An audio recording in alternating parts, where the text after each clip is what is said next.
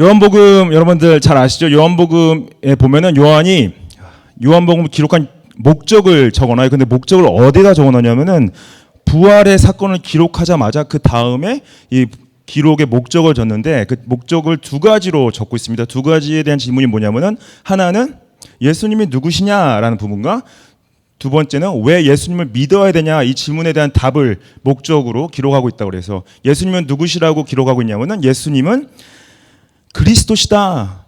약속된 메시아시다. 구원자시다. 그리고 하나님의 아들이시다라는 거예요.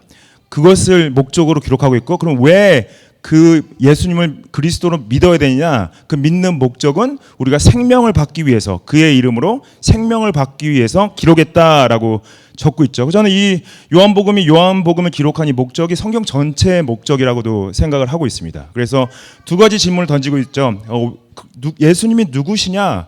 그리고 예수님을 믿어야 된 이유가 무엇이냐? 그거에 대한 답을 요한복음 전체가 기록하고 있는데 이 두 가지에 대한 대답을 주기 위해서 요한이 특별하게 다른 복음서와 다르게 두 가지를 사용하는데 두 가지는 뭐냐면은 첫 번째는 예수님의 일곱 가지 나는 누구다라는 선언을 해요. 그 I am saying이라고 그러는데 이제 헬라 말로 에고 에이미 굉장히 유명한 표현입니다. I am saying이라고 그것을 일곱 가지로 표현하고요. 그 다음에 일곱 가지 기적을 기록하고 있어요. 그래서 그 예수님이 자신이 누구신가에 대한 선포와 예수님이 일곱 가지 기적을 통해서 자신이 그리스도 되심과 자신을 왜 믿어야만 하는지에 대한 대답을 주고 계신 거죠. 근데 일곱 가지 I am 나는 누구다 에고 에이미 그 표현이 어디서 온 거냐면은 혹시 아세요?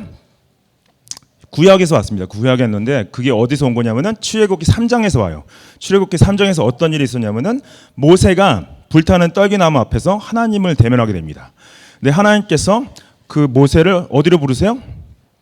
애굽으로 이제 보내시려고 죠. 가서 나의 백성을 구원해 내라. 그걸 이제 부르시는데 모세가 뭐라냐면은 하나님의 이름을 물어보고 싶은데 좀 돌려서 얘기해요. 뭐라고 돌려서 얘기하면은 내가 그 사람들한테 가면은 내가 나를 보내신 이 이름을 물어볼 텐데 뭐라고 대답할까요? 그럼 결국 뭐예요? What is your name? 물어보는 거죠. 하나님 성함이 무엇입니까? 하나님의 이름이 뭐세요?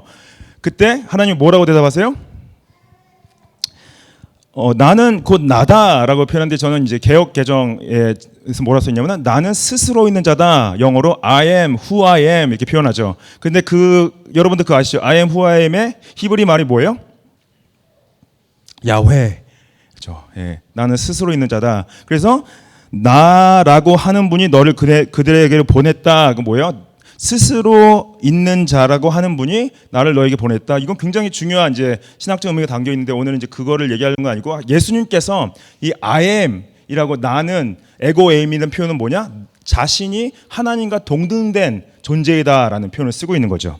그래서 예수님께서 특별히 자신이 누구인지에 대한 선포를 하실 때 일곱 가지를 요한복음에서 이제 말할 때 6장에서는 나는 생명의 떡이다. 그리고 8장에서는 나는 세상의 빛이다. 그리고 10장에 가면은 나는 양의 문이다. 나는 선한 목자다. 그리고 11장에 가서 나는 부활이요 생명이다. 그 14장에 가서 예수님께서 나는 길이요 진리요 생명이다. 그리고 15장에서 나는 참 포도나무다. 이렇게 7번을 이제 하시는데 제가 이 정체성에 대한 부분이 굉장히 중요한 건 뭐냐? 예수님이 이것이 자신의 말한 것이 사실이면은 그분을 그냥 단순한 인간으로 단순한 선생으로 받아들일 수 없다는 거죠. 저는 C.S. 루이스라는 분이 말한 삼중 논증 트라일레마라는 표현이 있는데 그분이 예수님을 세 가지 중에 하나로 택할 수밖에 없다 이제 그런 표현을 미어 크리스찬이라고 그 책에 쓰셨어요. 그래서 그 굉장히 유명한 표현인데 예수님을 세 가지 중에 하나로 받아들이는데 예수님은 거짓말장이든지 미친 거든지 아니면 주님이시다. He could be liar or lunatic or the Lord. 그래서 mad, he might be mad or sad. Sorry, not sad. Might be mad or bad or God. 이런 표현을 썼어요. 그래서 자신한테 질문을 던져봤을 때 예수님은 나한테 누구시지? 그분은 정신이 나간 분이신가? 이걸 왜 이런 표현을 썼냐면은 생각해 보십시오. 제가 형님한테 가서 형제님 저는 세상의 빛이에요. 나는 생명의 떡이에요. 나는 내가 길이에요. 내가 빛이에요. 그러면 저를 보고 어떻게 생각하시겠어요? 이 사람이 정신이 나갔나? 맨정신으로 이런 얘기를 할 수 있을까? 예. 그래서 좀 병원에 가서 좀 도움을 받으셔야 되지 않을까? 그런 생각이 들겠죠? 예. 여러분들 주위에 그런 분들 계시면은 도움이 필요하신 분들이에요. 그렇죠? 예. 근데 예수님이 말씀하셨다는 거는 왜 중요하냐? 그분이 하신 말씀이 그분이 하신 이적과 연결되어지기 때문에 대한 부분이고, 그분이 결과적으로 십자가에서 죽고 부활하신 것 때문에 그분이 자신을 표현하실 때 하셨던 이 정체성에 대한 부분을 우리가 그냥 넘길 수 없다는 거죠. 그분이 거짓말장이든지 아니면 미친 사람이든지 아니면 주님이든지 이 셋 중에 하나를 택할 수밖에 없다라고 말씀을 하시는 거죠. 그래서 오늘 특별히 이제 두 번째 표현되어졌던 세상의 빛에 대해서 제가 말씀을 드리고 싶어요. 세상의 빛으로 오신 예수님에 대해서 말할 때 빛에 대한 본성 세 가지를 가지고 제가 설명을 좀 드리고 싶습니다. 특별히 빛이 어둠을 드러내는 부분과 빛이 생명을 주는 부분과 또한 빛이 우리의 길을 인도하는 부분, 이 세 가지를 말씀을 드리고 싶어요. 그래서 오늘 본문 말씀 12절에 보시면은 예수님께서 그들에게 말씀하셨다. 나는 세상의 빛이다 라고 그러죠. I'm the light of the world. 나를 따르는 사람은 어둠 속에 다니지 아니할 것이다. Whoever follows me will not walk in darkness 라고 표현을 쓰시죠. 이 빛이다라는 주제는 요한복음 전체의 핵심적인 주제이긴 합니다. 그걸 어떻게 알 수 있냐면은 이 1장 처음이 서론이 그 주제를 다 담고 있는데 1장 5절에 보시면은 같은 표현이 나오죠. 그 빛이 어둠 속의 빛이니 어둠이 그 빛을 이기지 못하였다라고 써 있죠. 그래서 빛이 어둠 속에 비쳤다 했을 때 여러분들 빛이 예수님인데 어둠은 무엇일까요? 어둠은 어디일까요? 어둠은 불이 꺼져 있는 곳? 세상? 여기서 말하는 어둠은 어디냐면은 우리의 상태를 말합니다. 예. 우리 어떤 상태냐면은 죄로 인해서 하나님을 떠난 인간의 상태를 어둠으로 표현하고 있는 거예요. 그래서 어둠의 죄의 지배 아래에 있는 인간의 마음을 어둠으로 표현한 거죠. 그래서 어둠 가운데 다닌다라는 건 뭐예요? 어둠 가운데 다닌다는 것은 이 불을 다 끄고 그냥 걸어 다닌다는 표현이 아니라 우리의 마음에 죄된 본성에 따라 사는 것을 어둠 가운데 다닌다라고 표현을 한 거죠. 그래서 우리의 마음이 본래가 죄성으로 말미암아 어두운 곳이다. 여러분들 눈을 감아 보시면 눈 감고 자신의 마음을 드러나 보십시오. 빛이 보입니까? 어둠이 보입니까? 어둠이 보이죠. 빛이 보이시는 분들 약간 계세요? 네, 빛이 보이길 원하죠. 네, 어둠이 보이죠. 근데 제가 말씀드린 것은 약간 이 비주얼한 걸 보이는 현상을 말하는 것이 아니라 마음의 상태를 말하는 거예요. 여러분들 마음의 상태가 기쁜 상태세요? 행복한 상태세요? 평안한 상태세요? 아니면은 마음의 상태가 어지럽거나 혼란스럽거나 괴롭거나 아니면 죄가 가득 찼거나 악이 가득 찼거나 질투나 미움이 가득 찼거나 어떤 상태세요? 나는 괜찮은 상태다.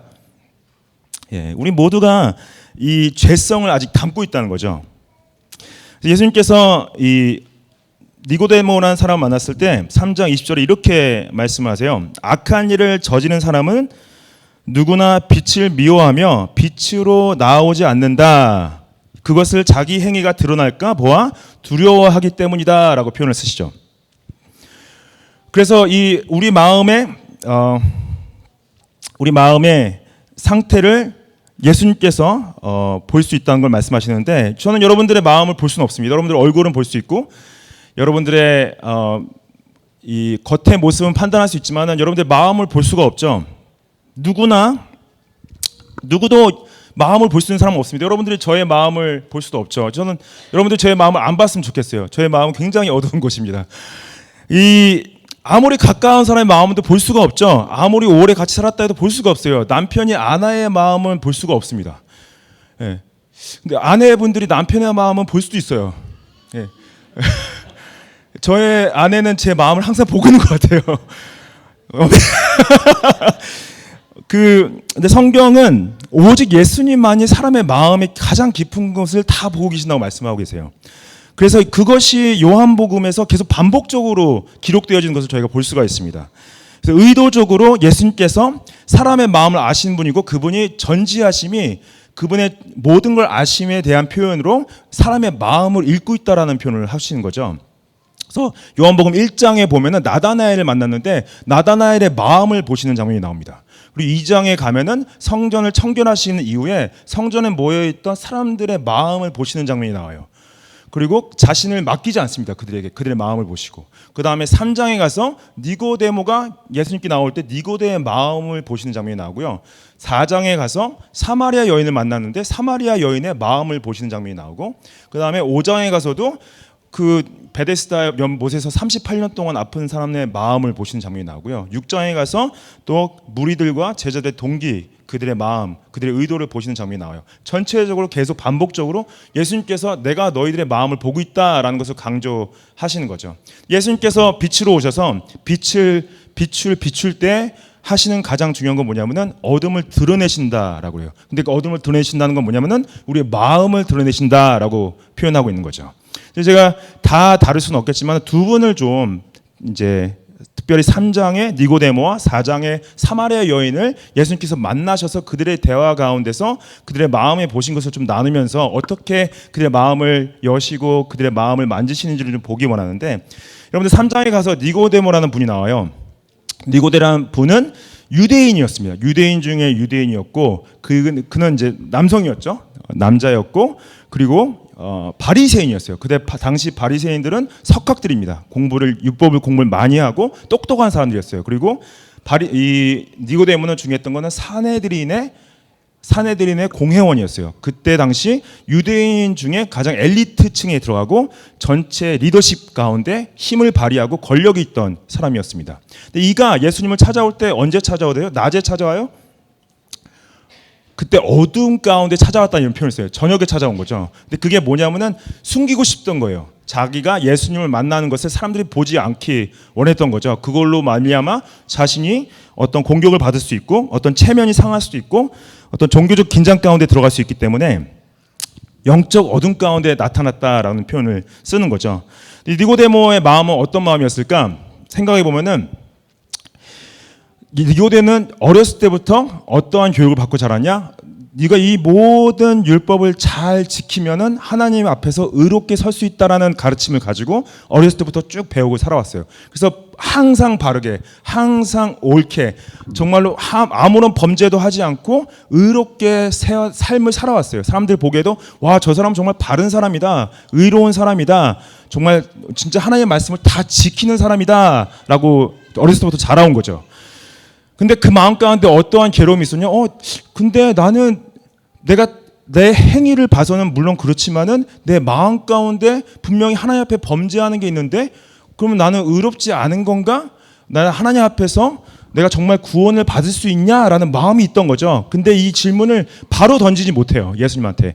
바로 던지지 못하고 예수님이 하는 이적을 내가 다 봤습니다. 이거는 분명히 하나님께서 보내신 자만 할 수 있는 이적입니다. 이런 표현을 써요. 근데 왜냐하면 바로 자신의 마음의 질문을 던질 수 없기 때문에. 예수님께서 그래? 나의 이적을 다 봤어? 정말 놀랍지? 그렇게 말씀 안 하시고 뭐라고 말씀하시냐면은 니고데모한테 네가 물과 성령으로 거듭나지 않고는 하나님 나라에 들어갈 수가 없어. 굉장히 뜬금없이 들릴 수 있죠. 근데 그 마음 가운데 있는 가장 중요한 질문에 대한 대답을 해주신 거예요. 그 마음의 가장 큰 질문은 뭐냐면 내가 아무리 이걸 다 지켜도 나는 의인이 아닌 것 같은데, 나는 이걸 다 지켜도 하나님 나라에 들어갈 수 없을 것 같은데, 그런 자격이 없는 것 같은데 어떻게 내가 구원을 받을 수 있지? 그 질문에 대해서 예수님께서 너는 너의 행위로는 구원받을 수 없어. 물과 성령으로 거듭나야지만 구원받을 수 있어. 하나님의 은혜로만 구원받을 수 있어 말씀을 하시는 거죠. 그래서 여러분들 우리는 이제 믿는 예수 그리스도를 믿는 믿음으로 구원받았다 생각하죠. 근데 우리 안에 이러한 율법주의적인 성향들이 계속 들어오는 경우가 있습니다. 어렸을 때부터 교회를 다녔고 성경도 잘 읽으시고 기도도 하시고 교회 나와서 섬기시고 선교 여행도 가고 찬양 인도도 하고 가서 홈리스 사역도 하고 그렇게 함을 통해서 내가 좀 더 의롭게 느껴지는 경우가 있어요. 내가 이런 걸 했기 때문에 좀 하나님 앞에서 좀 하나님이 나를 좀 잘 봐주시지 않을까. 그리고 내가 무슨 그렇게 큰 범죄를 하지 않았어요. 하나님 보시기엔 나는 적당히 잘 살았어. 나는 사람을 죽인 적도 없고 큰 거짓말을 한 적도 없고 누굴 등쳐먹은 적도 없어. 그래서 하나님 보시기에는 이 정도면 그래도 의롭지 않을까라는 생각이 우리 가운데 들어올 수가 있어요. 근데 그런 내가 나이가 어떠한 행위를 통해서 하나님 앞에서 의롭게 서고 싶은 마음이 누구나 다 좀 있습니다. 근데 그런 것들이 실제로 예수님께서 우리 안에서 우리의 마음을 보셨을 때 그게 내가 나의 어떠한 것으로 나의 어떠한 성취로 나 자신을 의롭다 생각하는 것, 그 자기 의라는 것이요, 그것이 죄성으로부터 왔다고 말씀을 하세요. 그래서 니고데모랑 대화를 하시고 니고데모에게 이런 말씀을 하십니다. 19절 요한복음 3장 19절 말씀에 심판을 받았다는 것은 빛이 세상에 들어왔지만 사람들이 자기들의 행위가 악함으로 빛보다 어둠을 더 좋아하였다는 것을 뜻한다. 이걸 왜 니고데모에게 말씀하셨냐? 보면은 세상 사람들은 자신의 행위가 이게 예수님의 빛이 들어왔을 때 자기 의를 봐야 된다는 거예요.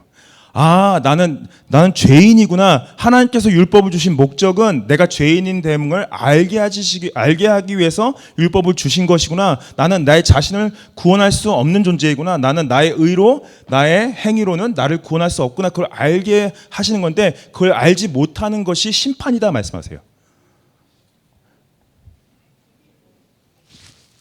왜냐? 빛보다 어둠을 좋아했다. 예수님의 은혜를 좋아하는 것보다 자기 행위를 더 좋아했다.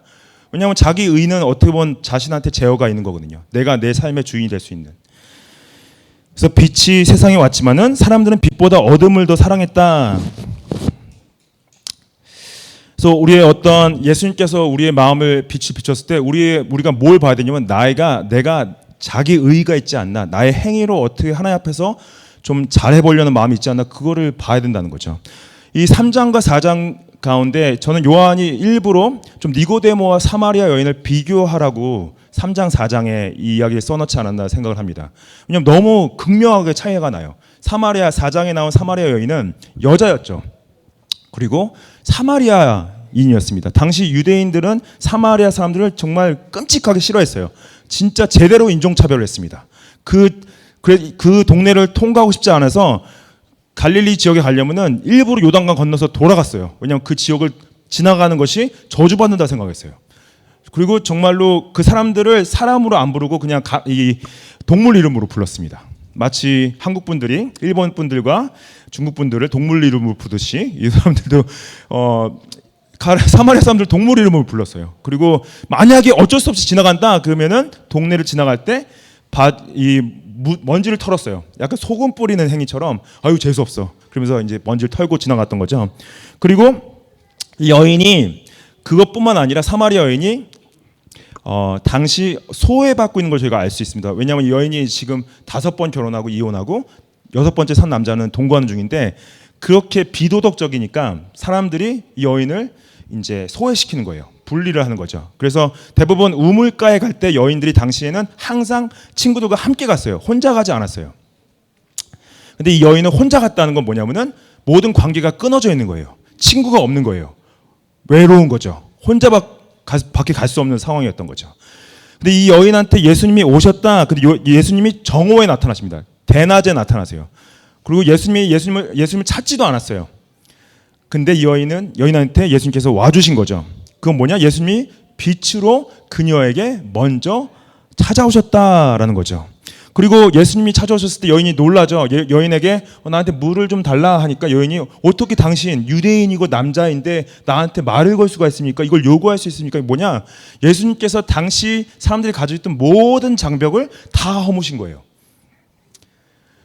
유대인으로서 사마리아인에게 나가고 그 인종의 장벽을 허무시고 남자로서 여자에게 나아가시고 성의 장벽을 허무시고 또 도덕적인 분이 비도덕적인 사람에게 나아가신 이런 어떤 윤리적인 벽을 허무시고 예수님께서 너무 놀랬죠. 제자들이 와가지고 나중에 왜 예수님 저 여인과 말하고 있습니까? 그 마음 가운데 편견들이 가득 차 있었거든요.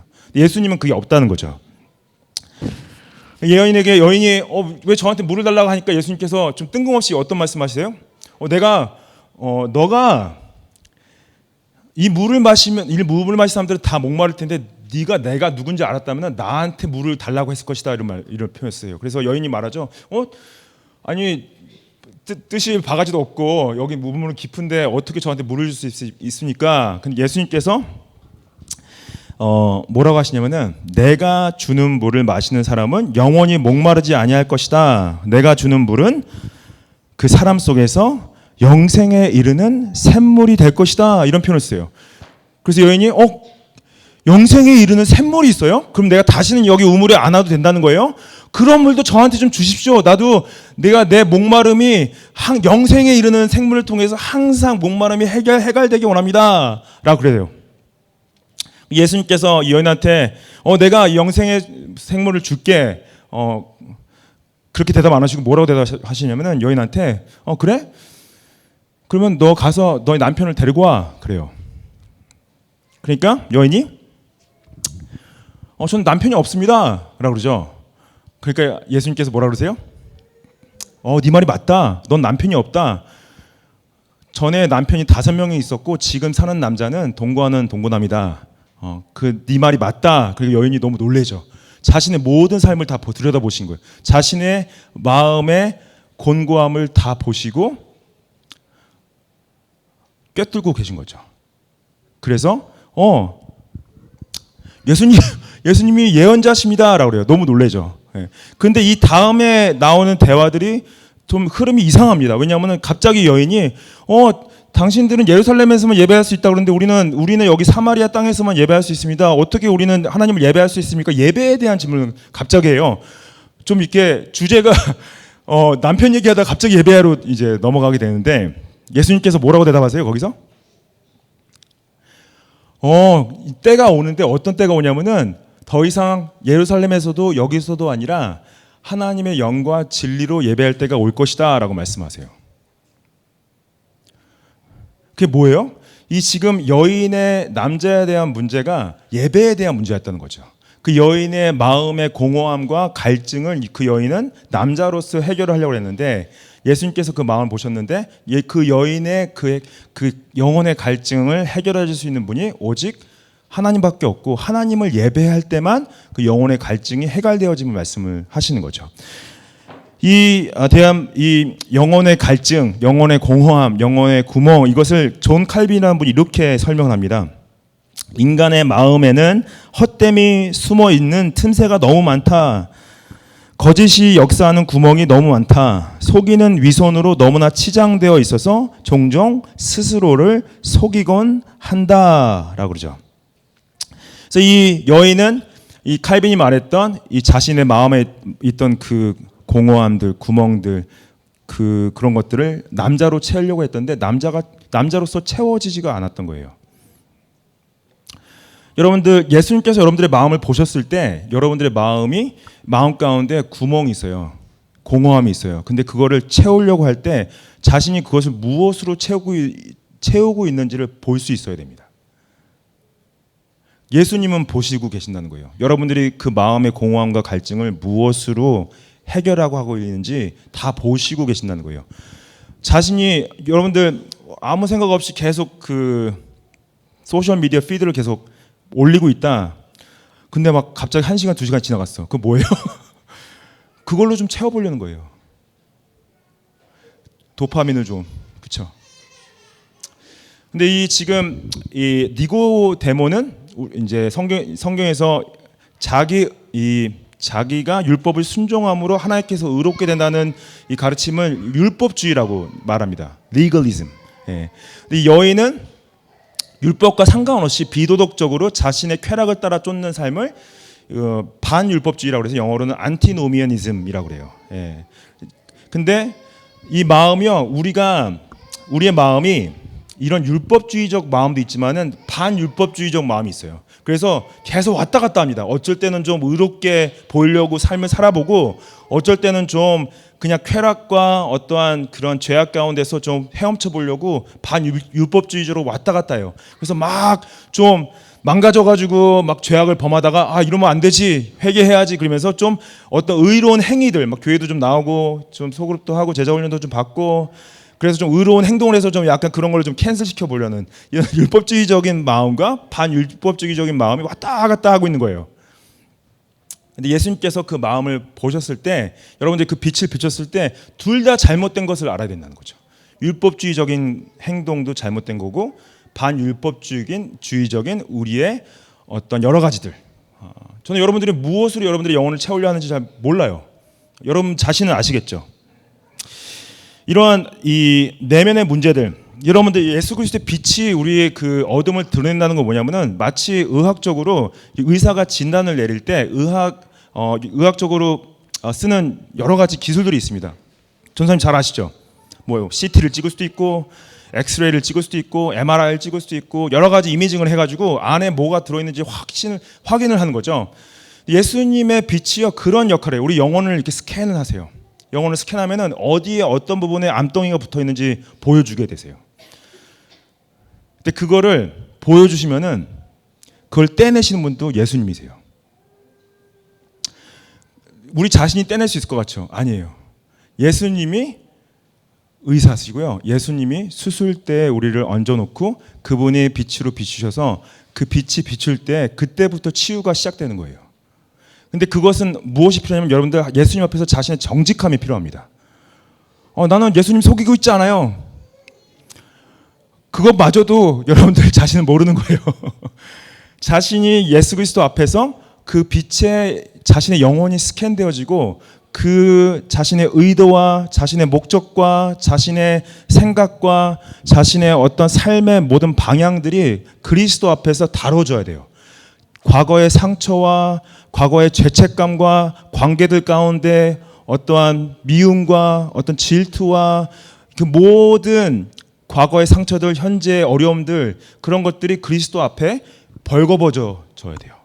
다 드러나야지 그때부터 예수님이 내가 의사야. 내가 널 치유할 수 있어. 내가 고쳐줄게. 내가 이거를 만져줄게. 내가 이걸 떼내줄게. 그런 과정이 시작된다는 거죠. 근데 그거는 여러분들이 예수 그리스도 앞에서 정직하게 설 때 예수님이 그거를 시작한다고 말씀하시고요. 예수님 앞에 선다는 건 예수 그리스도의 그 빛의 우리의 마음의 어둠을 드러낸다는 건 뭐냐면 어떻게 가능하냐면요. 그리스도의 말씀 앞에서만 가능합니다. 요한복음 1장 1절 어떻게 시작해요? 태초에 말씀이 계셨다. 말씀이 하나님과 함께 하셨다. 그 말씀이 하나님이셨다. 그 말씀이 누구예요? 예수님이시죠. 예수님의 예수님의 빛으로 우리가 비춤을 받는다는 건 뭐냐면은 예수님 말씀의 빛을 받는 거예요. 그분이 말씀이시기 때문에. 그래서 히브리서 4장 12절 말씀에 보면은 여기서 잘 보십시오. 하나님의 말씀은 살아있고 힘이 있어서 어떤 양 날칼보다 더 날카롭다. 이 표현이 굉장히 중요하죠. 왜 하나님께서 말씀을 어떤 칼보다 날카롭다 표현하셨을까요? 왜냐하면은 진짜 이게 날카로워야지 우리의 암덩이들을 잘 도려내실 수 있기 때문에요. 그리고 뭐라고 하세요? 사람 속을 꿰뚫어 혼과 영이 갈라지고 관절과 골수를 갈라놓기까지 하며 마음의 품은 생각과 의도를 밝혀내신다라는 거예요. 여러분들의 삶의 의도와 삶의 생각, 목적을 그 누구도 알 수 없습니다. 오직 하나님만 아시고 그리스도만 아세요. 근데 그것이 어떻게 확인되어지고 어떻게 교정되어지냐? 예수 그리스도의 말씀 앞에 설 때만 가능하다는 거죠. 이 히브리서 4장 12절 말씀 그 바로 다음 13절 말씀이 굉장히 중요합니다. 왜냐? 13절 말씀 보시면 하나님 앞에서 아무 피조물도 숨겨진 것이 없고 모든 것이 그의 눈앞에 벌거숭이로 드러날 것이다. 우리는 그의 앞에 모든 것을 드러내놓을 것이다. 이게 굉장히 힘든 일이다. 왜냐하면 여러분들 굉장히 관계가 힘든데 힘든 관계 앞에 나아가서 그 관계를 해결해 보려고 노력해 본 적 있어요? 어렵죠. 별로 만나고 싶지도 않고 대화하고 싶지도 않고 그거를 다루고 싶지도 않은데 그걸 만나서 해결하는 것이 굉장히 힘들고 어려운 일이에요. 그게 우리의 자신의 죄성과 맞닥뜨리는 일이고요. 이것이 하나님 앞에서 맞닥뜨릴 때 우리가 괴로워요. 왜냐하면 그게 잘라 나가는 것이 우리한테는 고통일 수 있거든요. 그게 상처의 치유라는 것이 고통 없이는 치유가 안 되는 거기 때문에 그러한 과정이 필요한데 여러분들 저는 여러분들이 저의 죄악을 알지 않기 원해요. 제 죄악이 여러분들 앞에 드러나지 않았으면 좋겠습니다. 저는 아직도 기도하는 것은 하나님 예수님이 오셨을 때 예수님의 심판대 앞에 섰을 때 모든 사람들이 저의 죄악을 알지 않게 도와주세요. 계속 기도하고 있습니다. 제 모든 죄악이 사람들 앞에서 만천하에 드러난다? 너무나 부끄러울 것 같아요. 저는 여러분들의 죄도 알지 않게 여러분들의 죄악도 알지 않기 원합니다. 여러분들의 마음도 보지 않기 원해요. 근데 이것이 진정한 치유의 시작이고요. 우리의 믿음은요, 회개하는 믿음이에요. 우리의 믿음의 시작은 그래서 예수 그리스도를 삶의 주인으로 받아들이고 그분 앞에 우리의 죄를 정직하게 내려놓고 회개할 때 진정한 치유가 시작됐다고 말씀을 하시는 거죠. 그래서 여러분들 그 요한복음 8장에 굉장히 유명한 사건이 나와요. 어떤 사건이 나오면은 그 가늠한 여인이 붙잡혀 와서 사람들이 예수님을 시험하죠. 예수님이 가늠하다 붙잡혔습니다. 어떻게 할까요? 다 돌을 들고 있었습니다. 그때 예수님께서 뭐라 그러세요? 죄 없는 자가 먼저 쳐라 그래요. 근데 거기서 누가 덜 던졌습니까? 아니죠. 다 돌 놓고 도망갔어요.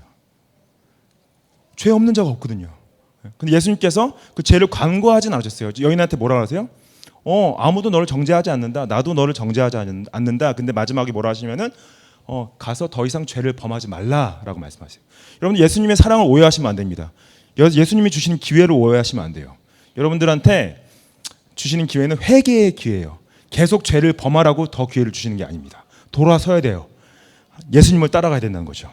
그것이 예수님의 빛에 우리의 마음의 어둠을 비춰서 다 드러내는 것입니다. 근데 예수님이 보고 계세요. 예수님 사람들이 이렇게 많은데 내 죄까지 다 보고 계신다고요? 예수님의 인격적으로 만난 사람들은 예수님이 자신을 보고 계시는 걸 다 알고 있고요. 자신의 마음을 만지시는 것을 다 느끼고 있습니다. 저는 그 예수님 여러분들이 만났으면 좋겠어요. 그 예수님께서 빛으로 오셨다는 것도 뭐냐면은 이 빛이 어둠을 비치면은 어둠이 드러나는 것뿐만 아니라 그 어둠 가운데 생명을 주시러 왔대요. 그래서 오늘 본문 말씀 12절 말씀 보시면은 나를 따른 사람은 어둠 속에 다니지 아니하고 무엇을 얻을 것이라고요? 생명의 빛을 얻을 것이다. We'll have the light of life. 여러분들 우리는 빛이 없으면 살 수 없는 존재인 거 아시죠? 여러분들 빛을 밖에 나가서 빛을 안 받으면 우리 비타민 B가 없어져요. 아시죠? 모든 생명체는 빛이 필요합니다. 빛이 없으면 살 수 없는 존재들이에요. 근데 여기서 말하는 빛은 어떤 빛이에요? 영혼의 빛이죠. 영혼의 빛인데 이 생명을 주신다고 그래요. 우리가 생명을 얻게 된다고 말씀하시는데 이것을 창세기 1장에 보면은 창세기 1장에 하나님께서 창조하시죠. 혼돈 가운데서 빛이 있으라니 빛이 있었다. 그 빛이 있어야지만 생명이 있을 수 있기 때문에 빛을 가장 먼저 창조하신 거예요. 예수님이 자신을 표현할 때 빛으로 표현하신 이유는 창세기 1장을 가지고 자신이 말씀인과 동시에 말씀이 있어야지 빛이 있으라 하시고 자신이 빛 되신 것을 말씀을 하시는 거죠. 그래서 오늘 우리 예배로 부르심 때 같이 읽었죠. 요한복음 1장 4절 말씀 보시면은 그에게서 생명을 얻었으니 이 생명은 사람의 빛이다. 예수 그리스도가 생명의 근원 되신다는 거예요. 창조 때 생명의 근원뿐만 아니라 지금도 우리의 생명의 근원에 대해서 우리에게 생명을 주고 계시다. 근데 우리는 살아있지 않습니까? 여기서 말하는 생명은 영혼의 생명을 말합니다. 죽어있는 상태를 살아나게 하는 것. 그래서 9절 말씀에 또 참 빛이 있었다. 그 빛이 세상에 와서 모든 사람을 비추고 있다라고 말씀하시죠. 이 빛을 또 베드로가 어떻게 표현하냐면은 베드로전서 2장 9절 말씀에 여러분은 어두움에서 불러내어 자기의 놀라운 빛 가운데로 인도하신 분의 업적 여러분이 그것을 선포하는 것입니다. 그래서 예수 그리스도가 놀라운 빛 가운데로 여러분들이 어둠 가운데 어둠의 권세 가운데 있다가 빛의 권세로 나오게 하셨다라는 거죠. 그 업적. 이 사단이 하는 거짓말은 뭐냐면요. 빛으로 나아가면 정죄받는다고 거짓말해요. 근데 예수님 말씀하신 것은 나는 너를 정죄하지 않아. 난 너에게 생명을 주러 왔어. 그래서 요한복음 3장 17절에 니고데모에게 이렇게 말씀하세요. 니고데모에게 하나님께서 아들을 세상에 보내신 것은 세상을 심판하려 하신 것이 아니라 아들을 통하여 세상을 구원하려 하셨다라고 말씀하시는 거죠. 그래서 예수님을 이 땅에 구원자로 보내셨는데 여러분들 예수님의 구원이 어떻게 가능합니까? 예수님의 구원이 어떻게 가능하게 됐어요? 우리가 어떻게 구원을 받습니까? 그렇죠. 그리스도의 십자가의 죽음과 부활을 믿는 믿음으로 우리가 구원을 받게 되었어요. 왜 꼭 굳이 죽음과 부활을 통해서 새 생명을 얻게 되는가? 그걸 예수님께서 하나의 미랄로 설명하시죠. 요한복음 12장 24절 말씀에 내가 진정으로 너에게 말한다. 미랄 하나가 땅에 떨어져서 죽지 않으면 하나를 그대로 있고 죽으면 열매를 많이 맺게 된다. 그래서 예수님께서 자신의 죽음을 말씀하시면서 자신이 하나의 미랄이고 그 미랄이 죽었을 때 진정한 생명을 얻게 된다라고 말씀을 하시는 거죠. 그래서 예수님께서 하신 죽음은 그 어떤 종교 지도자들과 다르고 그 어떤 종교의 가르침과 다를 수밖에 없습니다. 이것을 R.C. 스프롤이라는 목사님이 이렇게 표현을 해요. 하나님은 물에 빠진 사람에게 단순히 구명 조끼를 던지시는 분이 아니다. 그분은 바다 밑바닥까지 내려가 죽어있는 시체를 끌어올리시고 그를 육지에 눕히신 뒤 생명의 숨을 불어넣어 살아나게 하신다라는 표현을 씁니다. 이게 놀랍죠? 지금 우리가 생각하기에는 우리가 물 안에 있는데 물 안에 살아있는 상태로 생각할 수가 있어요. 근데 그렇게 생각한다면은 여러분 부처나 무하마드는 이렇게 말하는 거예요. 여러분들 좀 더 열심히 수영을 하십시오. 열심히 수영해야지 자신을 구할 수 있지 않습니까? 좀 더 열심히 자신의 생명을 들여 열심히 수영하십시오. 그런데 스프롤 목사님 말씀은 뭐냐면 우리가 바다 안에 이미 죽어서 가라앉는 상태에 있대요. 근데 예수님은 바다에 뛰어들으셔서 우리를 바다에서 끌어나 오셔가지고 끌어낸 상태에서 숨을 불어넣어준대요. 근데 이것이 굉장히 중요한 게 뭐냐면은 그래서 생명을 주신다 했을 때 생명은 우리가 우리 자신을 구할 수 없는 상태에 있는 것입니다. 수영도 칠 수 없는 죽은 상태, 영적으로. 그래서 아까도 말씀드렸지만은 니고데모에게 네가 물과 성령으로 다시 태어나지 않으면 하나님 나라에 들어갈 수 없다는 건 뭐냐면요. 여러분들이 성령께서 여러분들에게 생명을 주셔서 여러분들의 영혼이 다시 태어나지 않는 이상 여러분들 자신을 구원받을 수가 없습니다. 구원은 그래서 전적으로 하나님의 은혜예요. 근데 예수님께서는 그걸 하실 수 있다는 거예요. 그래서 여러분들 제가 여러분들에게 이렇게 설교할 수가 없어요. 이렇게 열심히 믿으세요. 열심히 믿으시면 자신을 구원할 수 있습니다. 뭐 틀린 말은 아닌데 틀린 말인 거죠. 여러분 아무리 열심히 이러고도 여러분 자신을 구원할 수 없어요. 오직 하나님의 은혜로만 여러분들 구원을 받을 수가 있습니다. 그러면은 난 억울한 거 아닙니까? 구원은 내가 좀 어떻게 해봐야지 되는 거 아닙니까? 근데 성경은 그렇게 말하고 있지 않아요. 성령의 중생의 역사는 새 창조의 역사다, 새 생명의 역사다, 철저하게 하나님의 은혜의 역사다라고 말하는 거죠. 근데 예수님께서 우리를 이 성령의 중생함으로 구원을 해주시고 구원을 이루어 가시는데도 생명을 주신다고 얘기를 해요. 그건 뭐냐면은 여러분들 예수님 믿고 따르는데 자신의 믿음이 연약하게 느껴질 때가 있죠. 나 좀 예수님과 좀 멀어진 것 같아. 이제 좀 공고해. 그런 거 느끼시죠? 근데 예수님이 생명을 주시는 빛은 은혜라고 표현할 때 세 가지를 통해서 그 믿음을 더 강하게 만드신다고 말씀하세요. 그걸 이제 우리 개혁 신앙 안에서는 은혜의 방도, 은혜의 방편, 영어로 means of grace, 그 세 가지를 통해서 우리의 믿음을 강하게 하시는 은혜의 빛을 주신다고 하는데 그 세 가지가 뭔지 아시는 분? 이게 소요리 문답에도 나오고 신앙 고백서에도 나오고, 제가 알기로는 여러분들 다 배운 걸로 알고 있는데 아닌가요? 그 세 가지 은혜의 방도 뭐예요? 기도, 그렇죠? 말씀. 세 번째는 아닙니다. 세 번째 성례, 그렇죠? 말씀과 기도와 성례를 통해서 우리의 마음을, 우리의 믿음을 더 강하게 만드신다 약속을 하셨어요. 그러니까 우리 자신을 구원할 수 있는 우리 능력은 없지만은 말씀과 기도와 성례를 통해서 우리의 믿음은 더 강하게 하신다. 그래서 여러분들 목사님 나 요즘에 좀 믿음이 좀 약해진 것 같아요. 좀 교회를 좀 쉬어야 될 것 같아요. 좀 말씀을 좀 그만 읽어야 될 것 같아요. 기도를 좀 멈춰야 될 것 같아요. 그럴 때 제가 하는 말이 있어요. 하나님과 멀어졌다고? 믿음이 약해졌다고? 그럴 때일수록 더 말씀을 보고 더 기도를 하고 더 교회에 나와야 돼 라고 말을 해줘요. 안 그러면 더 멀어져 라는 거죠. 여러분들 자신의 믿음이 좀 약해진 것 같아요? 방법은 간단합니다. 그리스도의 빛이 여러분들에게 비추려면요, 말씀과 기도와 성례 가운데 들어오셔야 돼요. 그건요 근데 힘들어요. 자연스럽지가 않습니다. 왜냐하면 우리의 죄성이 살아있기 때문에, 우리의 어둠이 살아있기 때문에, 우리의 어둠 가운데서 여러분들 말씀을 앞에 맞닥뜨리잖아요. 그럼 힘들어요. 우리가 우리의 어둠 가운데 기도와 무릎 꿇잖아요. 기도 5분도 못해요. 그리고 교회 나오는 거 힘들어요. 교회 나오는 거 지쳐요. 왜냐하면 우리의 죄성은 다른 게 더 편해요. 그냥 집에서 누워서 넷플릭스 보는 게 훨씬 편해요. 근데 우리가 그리스도의 그 은혜의 빛을 받으려면 말씀의 자리 가운데, 기도의 자리 가운데, 예배의 자리 가운데 나가야 된다는 거죠.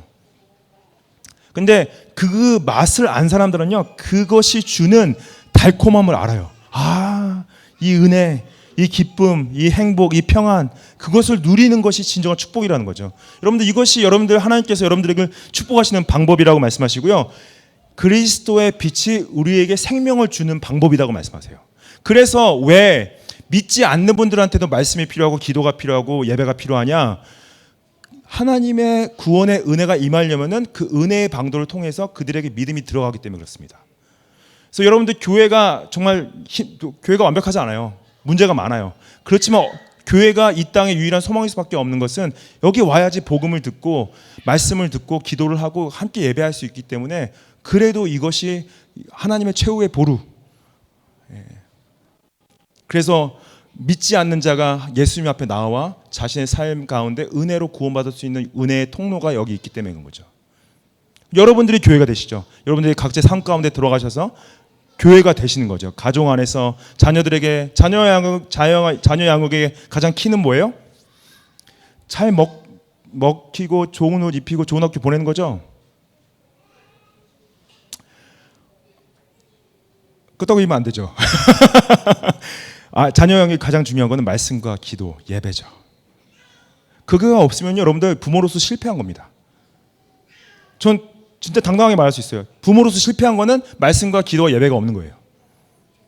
그 부모로서 성공한 것은 아이한테 좋은 학교 못 보내주고 좋은 옷 못 입혀주고 좋은 거 못 먹여줘도 아이를 위해서 기도해주고 말씀을 읽어주고 함께 예배했다면 부모로서 성공한 겁니다. 여러분들 오늘 이 말씀이 딱 맥락을 보면은 좀 바리새인들이 예수님 내가 세상의 빛이야. 나를 따른 사람들은 어둠에 다니지 않고 나를 따른 사람들은 빛의 생명의 빛을 얻게 되라고 말할 때 바리새인들이 너무나 뜬금없는 질문이에요. 어떤 질문을 하냐면은 당신의 권위는 인정할 수가 없습니다. 갑자기 그런 얘기를 합니다.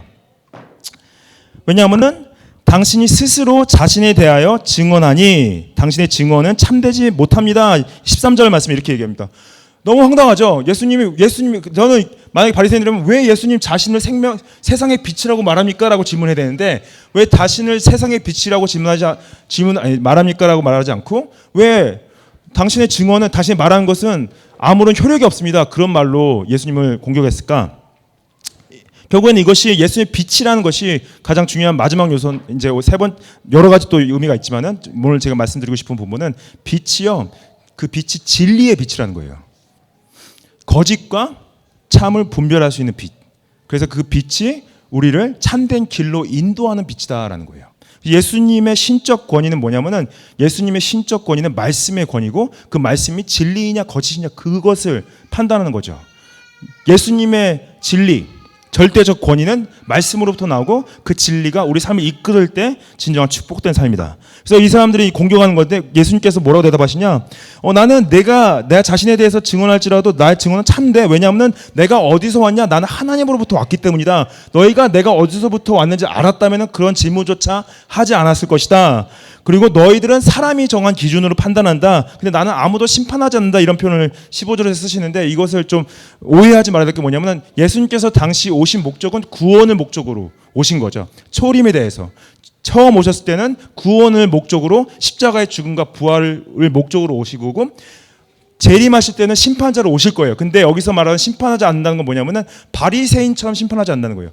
바리새인처럼 정죄하지 않는다는 거죠. 바리새인들은 외모로 사람들을 판단하고 사람들을 규칙을 지키나 안 지키나로 판단하고 그 다음에 자기 의의 기준으로 판단하게 되는데 예수님의 판단의 기준은 예수님은 진리와 은혜의 판단을 하시고 정죄하기 위해서가 아니라 구원하기 위해서 판단하시고 인간의 기준이 아니라 하나님의 기준으로 판단하시기 때문에 내가 너희를 심판하지 않는다 이런 표현을 쓰시고 이어서 내가 심판하면 내 심판이 참되다. 그것은 내가 혼자 있는 것이 아니라 나를 보내신 아버지와 나와 함께 하시기 때문이다. 17절 말씀에 두 사람이 증언하면 참되다 라고 말씀하세요. 내가 내 자신에 대하여 증언하면 사람이고 예수님 생각해보시죠. 여러분들 창조를 하실 때 창조를 본 증인이 있어요?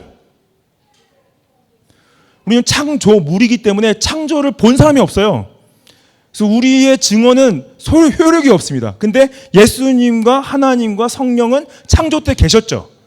그래서 예수님은 자기와 자기 아버지만으로도 증언이 충분하다. 이 두 사람의 증언이 굉장히 중요한데 구약 창세기부터 요한계시록까지 두 증인에 대한 부분이 계속 반복적으로, 왜냐하면 두 증인이 있어야지 진리가 판명이 난다는 것 때문에 두 증인에 대해서 말씀을 하시는데, 그래서 예수님께서 공사역을 하실 때 공사역 3년 동안 항상 자신이 가르칠 때와 기적을 베풀 때 증인들이 있었습니다. 꼭 두 사람 이상씩. 그래서 변화산에 올라갈 때 세 사람의 자신 제자들 올라가시죠. 같이 보게 하시는 거예요. 그래서 기독교는 철저하게 증인의 신앙입니다. 증언의 믿음이에요. 그래서 여러분들 좀 딴 얘기 하지만은 이 교회 안에 와서 여러분들이 이제 서약을 하시고 교인으로 이제 선다는 건 뭐냐면은 여러분들의 증인이 있다는 거예요. 이 사람이 예수님을 따르는 사람이다라는 증인. 그리고 여러분들 결혼이라는 그 서약 자체도 굉장히 단순하지만은 증인이 있어야지 성립이 되는 거죠. 두 사람이 나 이 사람과 평생 함께하겠다 했을 때 결국 하객은 뭐예요? 증인들인 거죠. 그 증인이 없으면은 효력이 없습니다. 두 사람의 증인이 있다는 것은 나중에 요한계시록 11장에 가면은 그것이 교회가 두 증인됨을 말씀하시고, 예수님께서 사도행전 1장에 성령이 너에게 임하시면 뭐예요? 너희가 성령의 능력을 받아 유대와 예루살렘과 유대와 사마리아 땅끝까지 이르러 나의 무엇이 된다고요? 증인이 된다. 그래서 여러분들 우리가 증인됨에 그 예수 그리스도가 절대 진리 되셔서 그 빛으로 있다는 것은 여러분들이 어떻게 예수님의 빛처럼 빛이 되시냐? 예수 그리스도의 증인으로 살 때 그리스도의 빛이 되는 거예요. 우리 교회는 빛과 소금의 역할을 감당하고 있습니다. 이 교회가 빛과 소금의 역할을 감당하는 건 무엇이냐? 예수 그리스도의 증인의 삶을 사는 사람들이 있다는 거예요. 이 예수님께서 뭐라고 말씀하시냐면은 요한복음 8장 31절 말씀에, 이게 이제 그 본문 말씀 후반에 나오는 건데, 너희가 나의 말에 머물러 있으면은 너희는 참으로 나의 제자들이다 말씀하시죠. 그래서 이 바리새인들은 예수 그리스도의 말씀하시는 걸 받아들이지 못했어요. 그분의 증언을 받아들이지 못했어요. 왜냐하면 그분이 하나님의 아들 되신과 아버지를 부인했기 때문에 받아들이지 못했지만은 그리스도의 제자, 예수님을 따르는 사람의 가장 중요한 퀄리티는 무엇이냐? 그 말이 머물러 있는 것이다. 그 말이 참으로 나의 제자들, 그 너희는 진리를 알게 될 것이며, 가장 중요한 표현이 나오죠. 진리가 너희를 자유롭게 할 것이다 라고 그러죠. 그래서 예수님을 따르는 사람은 예수님의 말씀을 따르는 사람이고 그 말씀의 인도함을 받는 사람인데, 이것을 오스 기니스라는 분이 이렇게 표현합니다. 우리는 무엇을 하도록 어디로 가도록 먼저 부름받은 존재가 아닙니다. 우리는 어떤 분에게로 부름받은 존재입니다. 우리는 특별한 일을 하도록 먼저 부름받은 것이 아니라 먼저 하나님께로 부름을 받았습니다. 부르심에 응답하는 핵심은 하나님보다 더 높이 두는 사람이나 그 무엇도 없이 하나님께만 오직 헌신하는 것입니다. 이게 무슨 말이냐면, 여러분들이 사명이 있다는 건 뭐냐, 어디에 부르심을 받았다는 건 뭐냐, 그는 어떤 일을 성취하거나 일을 감당하는 것이 먼저가 아니라 예수 그리스도를 따르는 것이 가장 큰 사명이라는 거예요. 그분의 인도하심을 받는 거. 그래서 예수 그리스도 우리 빛으로 우리 길을 인도하신다, 진리로 인도하시는데, 여러분들 이 세상에 지금 거짓으로 가득 차고 있는데 우리를 너무나 혼란스럽게 하고 있습니다. 우리는 AI 시대에 들어가고 있고 너무나 많은 거짓 정보들과 너무나 많은 것들이 우리를 유혹하고 있죠. 우리 다음 세대가 그래서 기도가 절대적으로 더 필요한 것이 무엇이냐? 아이들이 이 AI 세대를 살아나가는 데 있어서 예수님이 주시는 그 지혜의 능력으로 살아나가야 되고, 그 진리는 어디서 와요? 말씀에서 오는 거죠. 성경을 알아야 돼요.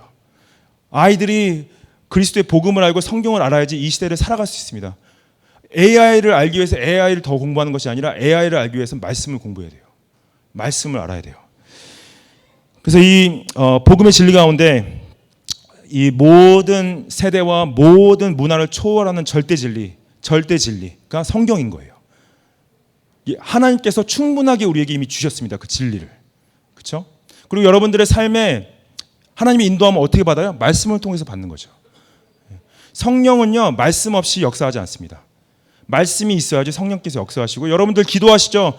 하나님, 내가 누구를 만나서 어떻게 결혼할까요? 내가 어느 직장에 들어가서 어떤 일을 할까요? 어디서 어떤 사업을 펼칠까요? 어디 가서 어느 교회에서 어떻게 섬길까요? 여러분들 그런 기도하시죠. 인도함을 구하고 있죠. 그때 그 기도 가운데 구해야 될 게 뭐예요? 그 예수 그리스도의 진리의 빛을 구해야 되는 거죠.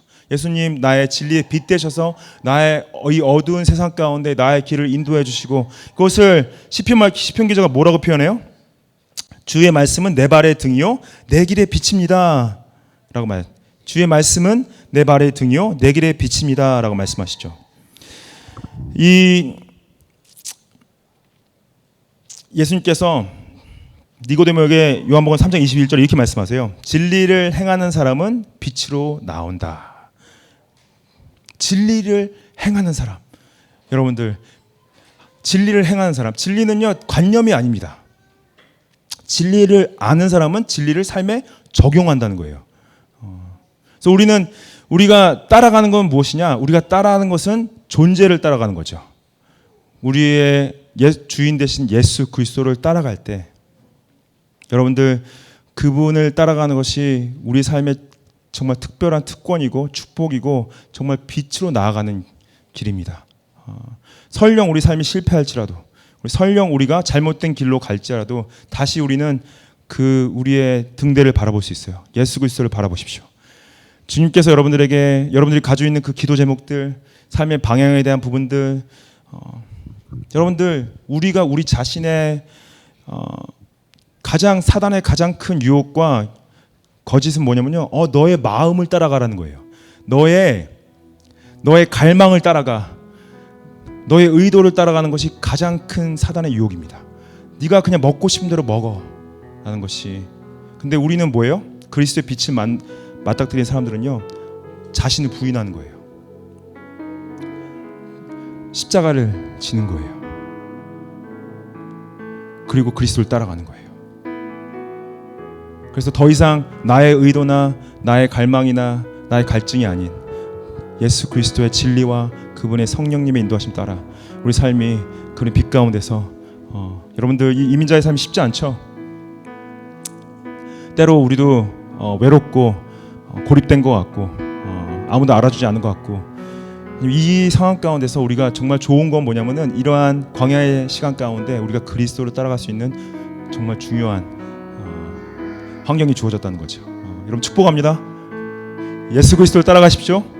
그리스도의 빛으로 야친의 영혼을 쐬시고, 치유가 시작되고, 그리고 또 회복이 시작되고, 그리고 그리스도의 생명을 받으셔서 그 은혜로 말미암아 여러분들 삶에 나아가는 모든 길들이 주님이 역사하시고 복음의 열매 맺으시는 귀한 축복의 삶이 되시기를 축복합니다.